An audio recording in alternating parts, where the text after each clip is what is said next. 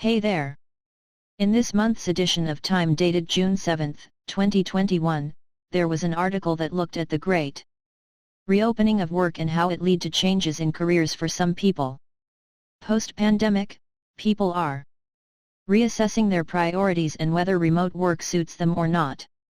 Coupled with the stress of managing homeschooling and childcare, women have dropped out of the labor workforce with devastating effect.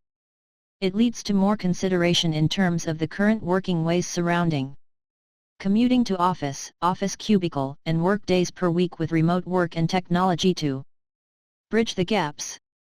If you are looking for more information on post-pandemic effects on careers, continue listening on as we go through the article. The Great Reopening. Until March 2020, Carrie and Britt Altizer of Richmond, Virginia, put in long hours at work, she in life insurance sales and he as a restaurant manager, to support their young family. Their lives were frenetic, their schedules controlled by their jobs. Then the pandemic shutdown hit, and they, like millions of others, found their world upended. Britt was briefly furloughed. Carrie, 31, had to quit to care for their infant son. A native of Peru, she hoped to find remote work as a Spanish translator. When that didn't pan out, she took a part-time sales job with a cleaning service. That allowed her to take her son to the office. But as the baby grew into a toddler, that wasn't feasible either. Meanwhile, the furlough prompted her husband, 30, to reassess his own career. I did some soul searching. During the time I was home, I was gardening and really loving life, says Britt, who grew up on a farm and studied environmental science in college. I realized working outdoors was something I had to get back to doing. Today, both have quit their old jobs and made a sharp pivot. They opened a landscaping business together. We are taking a leap of faith, Carrie says, after realizing the pre-pandemic way of working simply doesn't make sense anymore. Now they have control over their schedules, and her mom has moved nearby to care for their son. I love what I'm doing. I'm closer to my goal of, I get to go to work, I don't have to go to work, Carrie says. We aren't supposed to live to work. We're supposed to work to live. As the post-pandemic Great Reopening unfolds, millions of others are also reassessing their relationship to their jobs. The modern office was created after World War II, on a military model.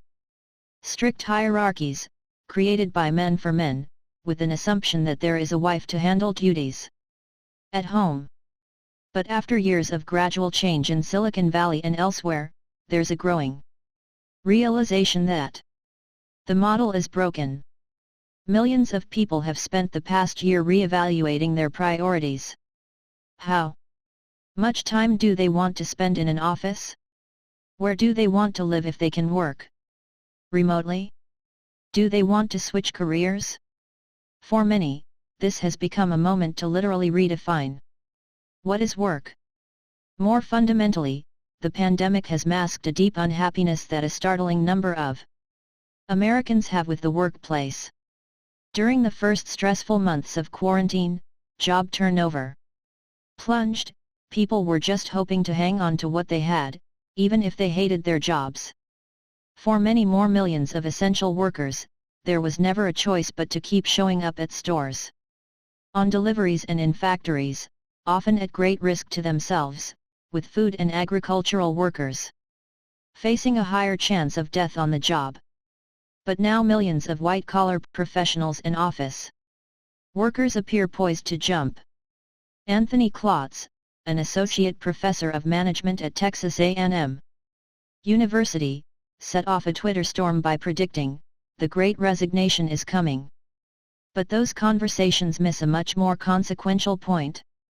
The true significance isn't what we are leaving, it's what we are going toward. In a surprising phenomenon, people are not just abandoning jobs but switching professions. This is a radical reassessment of our careers, a great reset in how we think about work. A Pew survey in January found that 66% of unemployed people have seriously considered changing occupations, and significantly, that phenomenon is common to those at every income level, not just the privileged high earners. A third of those surveyed have started taking courses or job retraining. Pew doesn't have comparable earlier data, but in a 2016 survey, about 80% of people reported being somewhat or very satisfied with their jobs. Early on in the pandemic, Lucy Chong Evans, a 48-year-old Naperville, Ill, civil engineer, quit her job to help her 3 kids with remote learning while pursuing an online MBA. Becoming a lot more introspective, she realized she's done with toxic workplaces.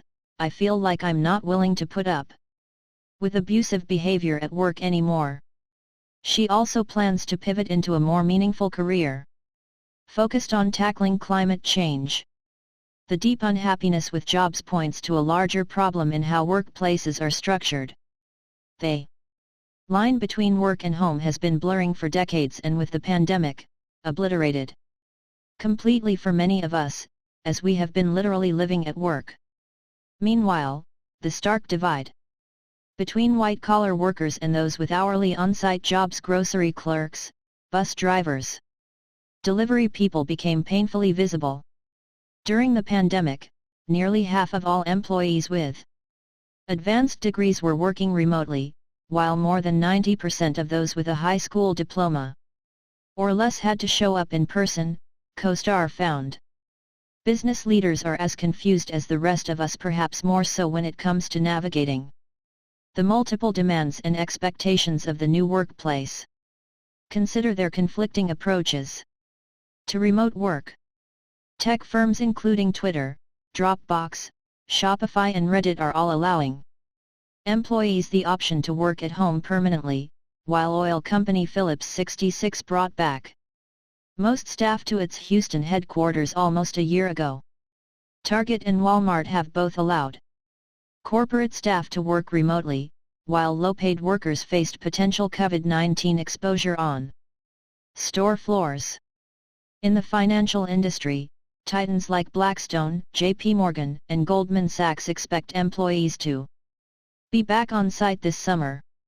JP Morgan CEO Jamie Dimon recently declared that remote work doesn't work for those who want to hustle. It doesn't work in terms of spontaneous idea generation, and people don't like commuting, but so what?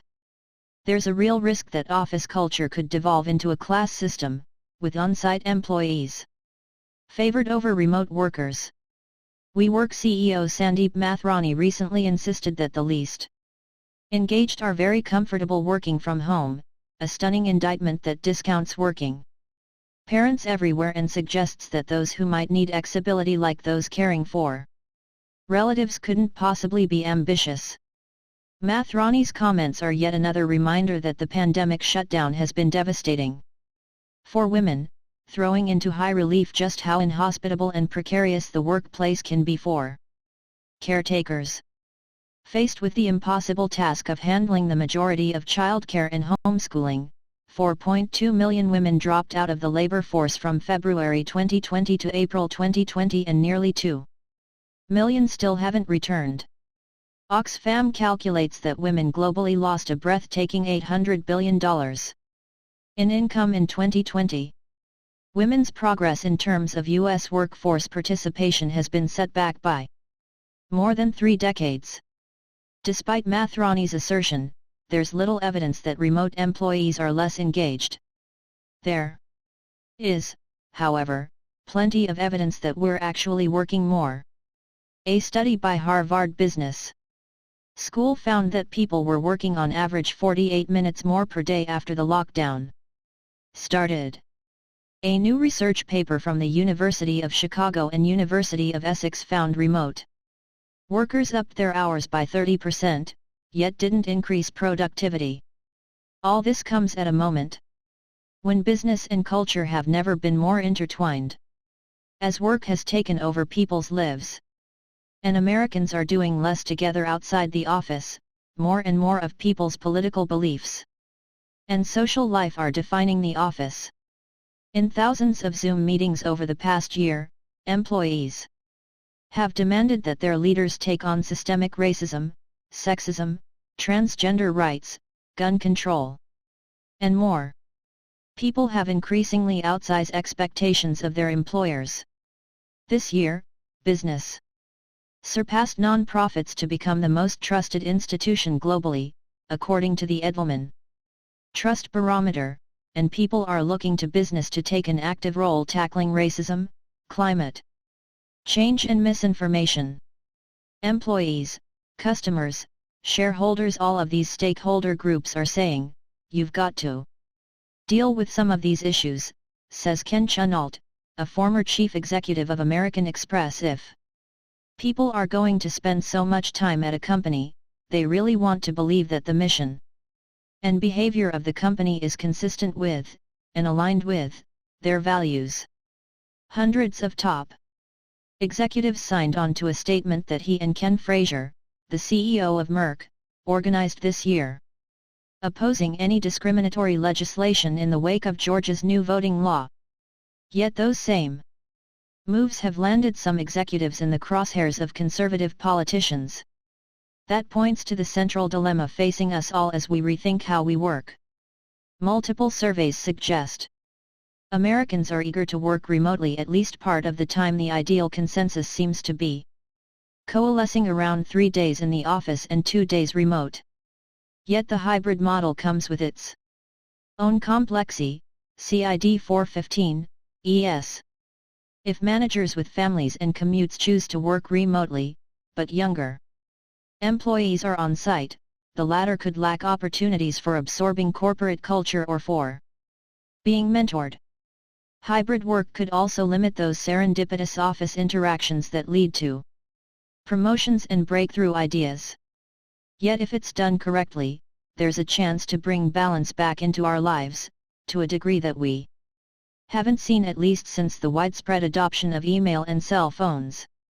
Not just parents but all employees would be better off with more flexible time to recharge, exercise and, oh yeah, sleep. There's also a hidden benefit in a year of sweatpants wearing and Zoom meetings, a more casual, more authentic version of our colleagues, with unwashed hair, pets, kids and laundry all on display. That too would help level the playing field, especially for professional women who, over the course of their careers, spend thousands of hours more than men just getting ready for work.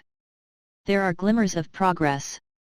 During the pandemic, as rates of depression and anxiety soared to 40% of all U.S. adults, quadruple previous levels, a number of companies began offering enhanced mental health services and paid recharge days, among them LinkedIn, Citigroup, Red Hat, and SAP.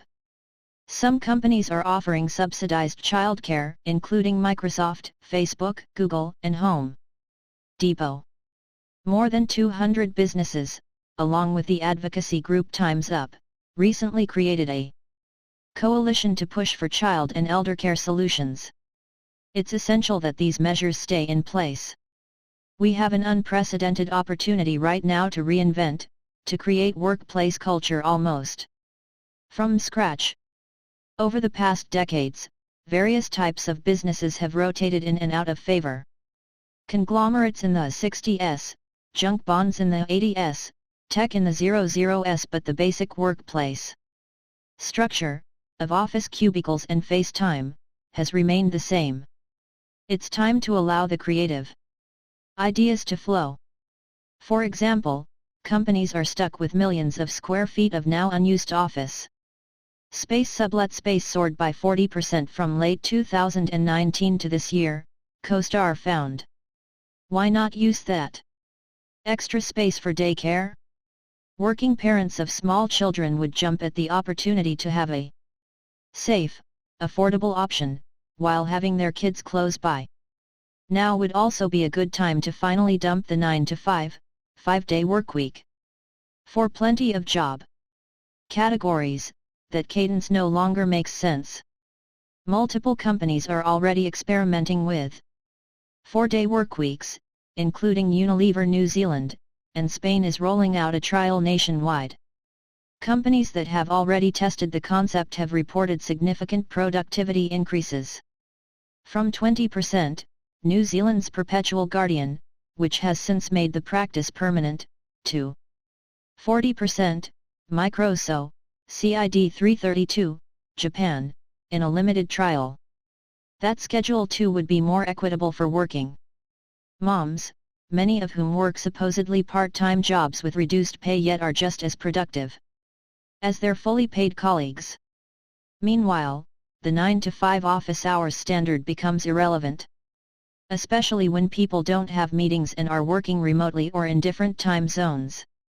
While we're at it, let's kill the commute. Some companies are already creating neighborhood CO working hubs for those who live far from the home office. Outdoor retailer REI is going a step further. It sold its new Bellevue, Washington, headquarters in a cost-cutting move and is now setting up satellite offices in the surrounding Puget Sound area. Restaurants might get in on the act too. They could convert dining areas into CO working spaces during off hours, or rent out private rooms by the day for meetings and brainstorming sessions. Some of the shortcomings of remote work: the lack of camaraderie and mentoring, the fear of being forgotten may ultimately be bridged by new technology.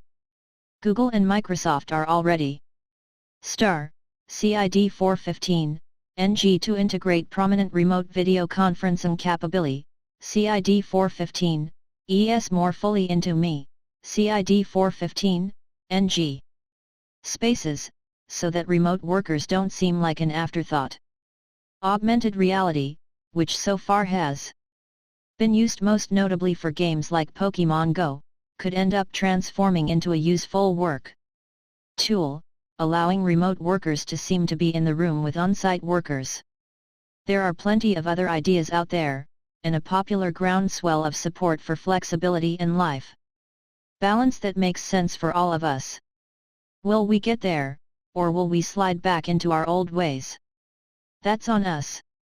Companies that don't reinvent may well pay the price, losing top talent to businesses that do. We aren't robots, Carrie Altizer says. Before, we thought it was impossible to work with our children next to us. Now, we know it is possible, but we have to change the ways in which we work.